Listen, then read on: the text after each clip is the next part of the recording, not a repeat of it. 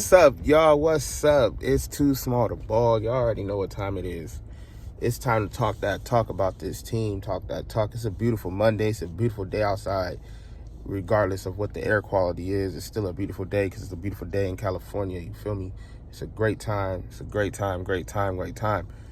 I'm literally trying to get my year started through me being sick. I don't know what, I was sick for like 2 weeks and I still got like a lingering something, but it's almost gone. Y'all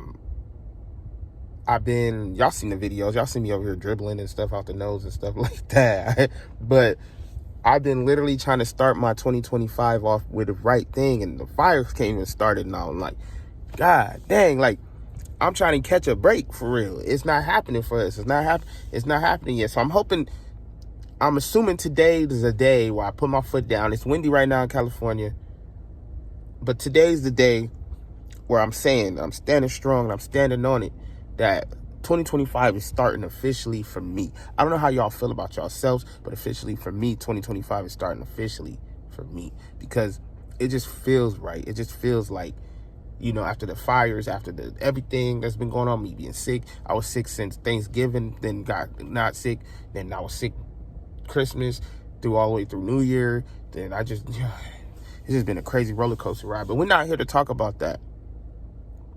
We here to talk basketball. We here to talk about how I miss basketball so much. You know, my Lakers, I miss them. You know, it's just, I haven't been really to sit down and watch TV because it's kind of hard. There's a lot of distraction. I know the games was playing and all that stuff, but there's a lot of things going on in this area that I'm living in. So it's like, you got to make sure you keep your head on a swivel, because you never know what might happen with this wind and with these crazy people. I don't know what's going on. I'd just be like, all right, I got family to protect, so that's what I'm on, like I said in the last video. But this video right here, we're gonna talk about how great the Lakers might come out and punch the Spurs in the face. That's what I want to see. I want to see it. And to be honest with y'all, I haven't watched the Lakers versus the Spurs game. I'm not gonna even cap. I'm always busy when they play them, but tonight I'm gonna be able to watch them a little bit. I'm gonna be able to watch them or watch the full game. I haven't watched the Victor Wembanyama, whatever y'all want to call him, do his thing. But I'm excited to see how AD matches up against him, see how the Lakers do. And I'm assuming the Lakers should be winning this one. We at home. We missed the game. We had breaks. We good now. We should be able to go out here and cook real quick. That's how it's supposed to be. You know, I feel like AD gonna give us a little double-double, a little 30 piece. But it's going to be kind of hard to get the boards because he got that big old dude down there. But he's skinny. He ain't got no back pocket. So you can put him on his ass real quick. LeBron should be well rested. I hope they was practicing somewhere. You know, I know everybody was panicking because of the fire, so it was kind of hard to get right. But I'm just hoping there was a lot of practice going on, because I know we always hear that we don't have enough practices, so that's what the problem is. So I hope there's a lot of practices or videos, at least something positive. I know they showed JJ Redick in his interview, and they were at the practice facility or whatever, and he was begging for the games to come back because that's all he knows. He wants to get this shit off he wants to get the things off his mind. It's a lot of stuff in his mind. His house burned down. You know, a lot of people just like to be put in a situation where they can forget about it. Like me, it's other things I put myself into where if something crazy might happen, I don't want to dwell in it and feel sorry for myself by thinking about it, by being sent home. And it's like, oh, it's like going to, you know, it's like going to a funeral and then people expecting to keep grieving. And I'm like, okay, well, I want to do something happy. You know, we're supposed to remember the person, but I want to do something happy. So that's JJ's happiness. He wants to go back and coach and forget about what's happening to him. He wants to just bring back the coaching. He wants to get back to where his element is, the basketball. He wants to be around that. And you take that away from people, people start going crazy. Y'all don't know what happened in the bubble. Y'all know what happened when we had to hunker down for COVID. You know, it was crazy. A lot of people didn't know what they were going to do until the bubble came, you know. So that's what I'm saying. I'm saying it to say we all felt that before. We felt that before. You felt something might be taken away from you and you don't know how to replace it and stuff like that.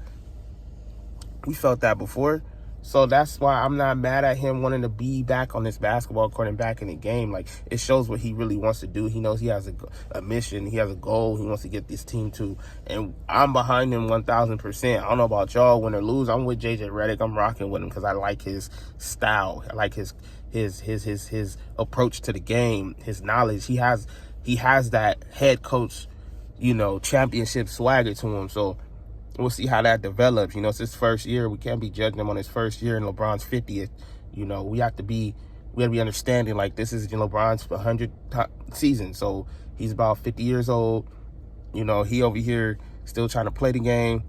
So we gotta understand that, like, it's kind of an unfair situation he's in. He doesn't have a fresh team fully, So we just gotta be patient with him.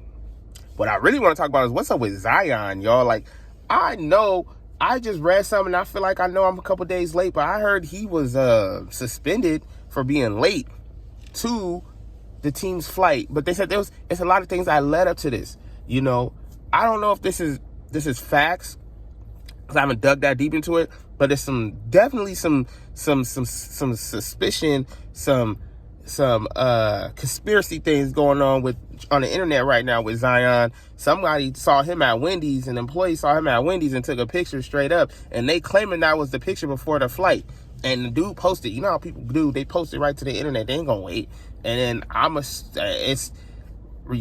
people are assuming that that's where he was at, and that's what caused the suspension, because he was late. He's supposed to be on a diet. On top of, he was at Wendy's, bro, and that's what made you late to the team's flight. That's crazy. But they said there was a lot of things he was getting into. And then I could break all this down and tell you why he's acting like this and why he won't act like this anywhere else. It's because he doesn't want to be a Pelican. I'm sorry, New Orleans fans. Zion don't want to be there. He doesn't want to be there.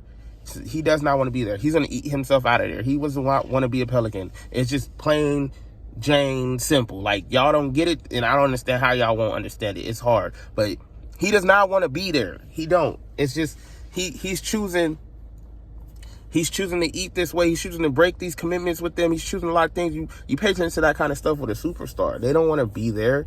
They're just like, he got drafted there. He didn't pick that team. The team picked him. He didn't want to be there. It's a small market.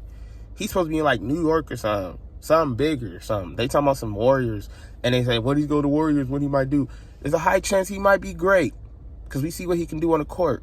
He might be great, committed. He might be great in a nicer market. I'm gonna say bigger market. It's bigger than New Orleans, but it's a nicer market too for him.